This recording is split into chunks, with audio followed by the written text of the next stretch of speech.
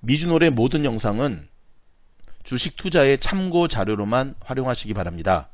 매수든 매도든 모든 결정과 그에 따른 책임은 여러분 스스로가 짊어지셔야 됩니다. 좋은 결과 있기를 바라겠습니다. 감사합니다. 안녕하십니까. 미국 주식시장에서 놀자 미주놀입니다. 오늘부터 저희 미주놀에서는 다음 한 주간, 돌아오는 한 주간의 미국 뉴욕 시장을 전망하는 영상을 매주 토요일 또는 일요일마다 올리도록 하겠습니다. 그러면 이 영상을 통해서 다음 한 주간 동안의 미국 주식시장을 어떻게 대응하실까 건가에 대한 나름대로 좋은 참고 자료로 저희 영상을 사용할 수 있으시거든요. 이것이 매일매일 주식시장을 분석해서 올려드리는 영상보다 훨씬 가성비 좋은 영상이 될 것 같아서 이렇게 올려드리니까 많은 격려의 댓글, 그 다음에 구독, 좋아요, 눌림이래. 죄송합니다. 주식용어네. 눌림이 아니라 알림, 좋아요, 구독, 알림 부탁드리고요. 그렇게 해서 진행해 가도록 하겠습니다. 자, 그럼 바로 시작하도록 하겠습니다. 여러분, 지난 한 주 동안의 미국 주식시장을 딱 봤을 때는 3일 연속 하락하는 날들이었죠. 그쵸? 그래서 사실은 금요일장 정도만 조금 하락세가 멈췄을 뿐이지 3일 정도가 내리했기 때문에 미국 주식시장한테는 사실 빨간 한 주간이었다고 해도 됐고요. 투자하시는 분들한테 사실 별로 기억하고 싶지 않은 한 주간이었는데 그 이유가 무엇이었는지 한번 찾아보자 이거죠. 왜 그런 일이 벌어지고 있느냐. 역시 거듭 말씀드리지만 이제 미국 주식시장에서 놀자 미주놀의 대부분의 포커스는 제가 말씀드리지만 주린이라 그러셨잖아요. 주린이? 주식을 처음 시작하시는 분들. 처음 주식 시작하시는 분들한테는 아직 용어도 낯설고 막 경제지표도 낯설고 막 그러겠지만 계속 공부하시다 보면 정말 중요한 컨셉들이 잡혀가면서 별로 어렵지 않구나 라는 개념 정리가 될 거예요. 자, 미국 주식시장, 한국 주식시장, 전세계 주식시장이 제일 싫어하는 게 뭐라 그랬죠? 맞습니다. 불확실성이라는 게 뭐죠? 이도저도 예측할 수 없는 뿌연 안개와 같은 불확실성을 사실 좋아하는 사람들은 거의 없죠. 그쵸? 불법 약 파는 약장수 빼고는 이 약 먹으면은 만병통치약이다 라고 말하는 사람 사기꾼 빼고는. 근데 주식시장은 이거를 정말 싫어합니다. 차라리 불확실성보다 좋아하는 게 악재예요. 악재. 왜? 악재는 터지고 나면 그냥 털어버리고 가면 되는데. 근데 이 악재 다음으로 물론 제일 좋은 게 호재죠. 호재. 좋은 일. 자, 이 불확실성이라고 하는 것, 이제 공식 주식에서 쓰는 용어로 변동성이라는 거거든요. 이 변동성 장세가 지난 한 주 동안 계속 이어졌어요. 지금 제가 한 가지 사진을 보여드리도록 하겠습니다. 짠! 예. 여러분의 자녀들이 또한 우리가 어릴 때 했던 스튜디파이러의 사진을 가지고 제가 한 가지 만들어 드렸는데, 다음 한 주간의 미국 주식시장은 이 사진으로 설명되어 줄 수 있을 것 같습니다. 코로나 재확산의 나쁜 뉴스들이 3분기 호실적, 지금 3분기의 미국 주식시장 정말 3분기의 기업 실적이 정말 좋거든요. 지금 기업들이 실적 발표를 하고 있어요. 다음 주도 계속 실적 발표가 이어지고 있는데 굉장히 좋은 성적이 발표되고 있어요. 코로나 시절을 감안했을 때 불구하고. 하지만 지금 3차 팬데믹이 시작이 되고 있는 코로나 재확산세가 이 3분기 호실적의 호재를 완전히 눌러버리는 모양새가 이번 한 주 동안 있었고, 이러한 모양새가 다음 한 주도 이어질 것으로 보여집니다. 이게 지금 저희 미주놀에서 예상하는 다음 한 주 동안의 미국 뉴욕 전망 시세입니다. 조금 더 저희가 들어가 보도록 할까요? 좀 전에도 말씀드렸듯이 지난 3일 동안 뉴욕 증시는 내렸고요. 금요일 정도 됐을 때 하락세가 멈추는 모습을 보였지만 여전히 워싱턴 정가에서는요, 코로나 추가 경기 부양안, 추경에 대한 합의가 지연되고 있고요.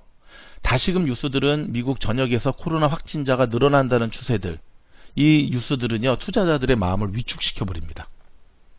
이 같은 두 개의 요인이 비교적 양호한 3분기 기업 실적을 무색하는 형국이 되고 있습니다. 오케이. 자, 주간으로는요, 이 차트만 봤을 때는 다우지수, S&P 500, 나스닥 모두 상승했어요.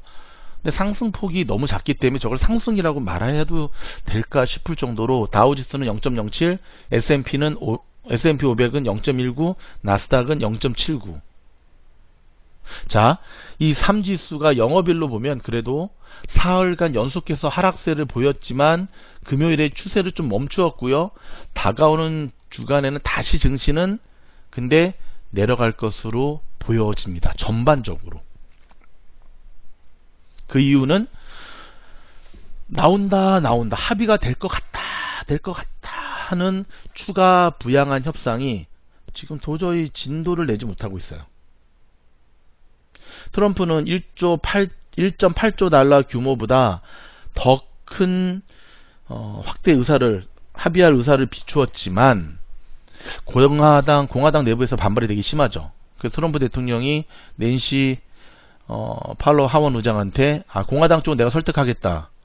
그러니까 내가 양보했으니까 너도 2.2에서 2.0으로 낮춰서 합의하자라고 하는 반응을 보였지만 민주당 쪽에서는 여전히 시큰둥하는 모양새입니다.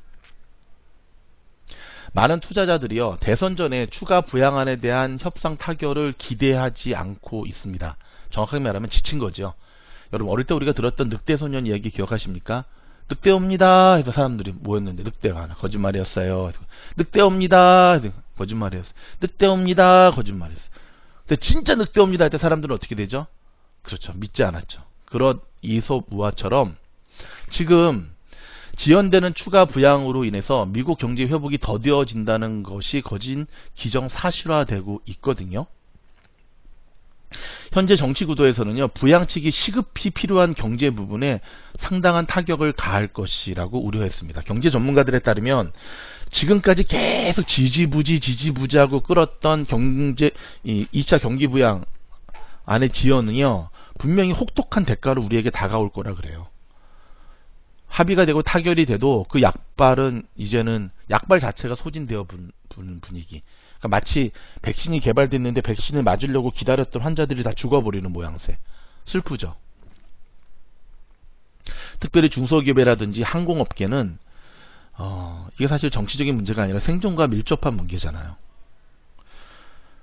더 늦춰지게 되면 실물 경제에 굉장한 충격을 갈 수밖에 없습니다. 여러분 항공 쪽이 무너지면 어떤 일이 벌어지는 줄 아시죠? 미국의 전체 유통망이 완전히 멈춰버리게 돼요. 이거는 미국 전체 경기가 폭락할 수밖에 없다는 것을 얘기하고 있으면서 더구나 여기에 코로나의 재확산 조짐이 더 뚜렷해지고 있습니다. 이미 유럽의 공포, 여러 나라들이 다시 봉쇄 조치를 단행하고 있고 마스크 안 쓰면 벌금을 물린다 그러고, 하지만 오늘 또 뉴스를 봤더니 여전히 지금 1차 코로나 팬데믹으로부터 엄청난 수업료를 지불했음에도 불구하고 정신 차리지 못하는 유럽의 나라들의 모습들을 조명했더라고요. 월가 공포 지수 제가 말씀드렸죠. 시카고 옵션 거래소 변동성 지수가요 1.63% 상승한 27.41을 기록했습니다. 이 시카고 옵션 거래소의 변동성 지수의 상승이 높아진다고 하는 것은 그만큼 주식시장이 쪼그라든다라는 걸 얘기하고요. 자, 이 같은 요인들이 투자자들의 눈을 가려 사실 어닝 서프라이즈라고 해도 괜찮을 만한 3분기 실적, JP모건, 골드만삭스의 양호한 실적 발표에 이어서 다음 주에도 여러분 굵직굵직한 회사들의 실적 발표가 지금 예정되어 있거든요. P&G라든지 넷플릭스, 트리플러스, 아멕스, 아메리칸 에어라인 등의 발표가 있는데 다가오는 주간에는 바람이 있다고 한다면 추가 협상안 곧 타결됐다는 뉴스가 나왔으면 좋겠고요.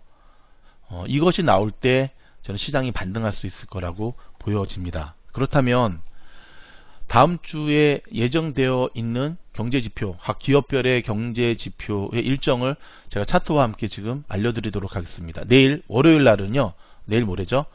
IBM, F&B 등의 실적이 나오고요. 그 다음에 뉴욕 총재인 잔 윌리엄스의 연설이 예정되어 있고요. 뉴욕 연맹 20일 화요일에는요, P&G, 넷플릭스, 트래블러스, 그 다음에 락히드 마킨, UBS 등의 실적 발표가 있고요. 더불어서 주택 착공 지표가 나오고 시카고 연은 총재 찰스 에반스의 연설이 예정되어 있습니다. 21일 수요일에는요, 버라이전, 테슬라, 그 다음에 에버트랩스, 바이오젠 등의 실적 발표가 예정되어 있고요. 그 다음에 베이지북이 발표되고 클리브랜드 연은 총재 로레타 메스터가 연설을 하게 됩니다. 여러분, 이런 연은 총재들의 연설은 굉장히 중요한 지표입니다. 꼭 챙겨서 들으셔야 되고요. 22일 목요일에는 AT&T, 코카콜라, 인텔, 그 다음에 킴블리 클락스, 아메리칸 에어라인 등의 실적이 발표됩니다. 또한 주간 실업급여 청구 건수의 지표와 기존 주택 판매 지표도 함께 나오게 되고요. 마지막으로 금요일에는요, 바클레이즈, 아멕스 등이 실적 발표를 하고 제조업과 서비스업의 PMI 지표가 발표될 예정입니다. 달 캘린더에 여러분 꼼꼼히 체크하셔서 이런 것들 꼼꼼히 체크하시면서 챙겨 보셔야 되고요. 여러분들의 포트폴리오와 비교하시면서 이것을 여러분 계속 조정해 나가셔야 되는데요. 저희 이사모와 저희 미즈노 스태프들이 지금 예측하건대, 저희의 예측입니다. 돌아오는 한 주에는 극적으로 저희는 타결될 가능성이 훨씬 높을 거라고 좀 바라보고 있습니다. 왜냐하면 지금은 타결이 안 되는 거에 대한 책임론이 트럼프에서 낸시 의장 쪽으로 좀 옮겨가는 모양새인데, 점점 사람들의 불만이 이제 민주당 쪽으로 지금 옮아지게 되면은 사실 바이든의 선거 캠프에도 결코 좋을 리 없거든요. 민주당이든 공화당이든 트럼프든 낸시든 오로지 이번 대선에서의 승리가 목표이기 때문에 그 앵글을 가지고 바라볼 때 이들의 액션이 이해가 될 수 있고 분석이 될 수 있습니다. 모쪼록 이 방송을 들으시는 미주놀 주공 1기 여러분, 그리고 함께 저희 미주놀 채널을 정기 구독해 주시는 분들, 돌아오는 한 주 동안은 개별주 중심으로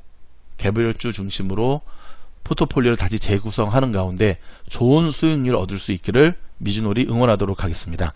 저희 영상이 도움이 되었다고 한다면 여러분의 구독, 좋아요, 알림은 미주놀을 향한 여러분의 사랑입니다. 감사합니다.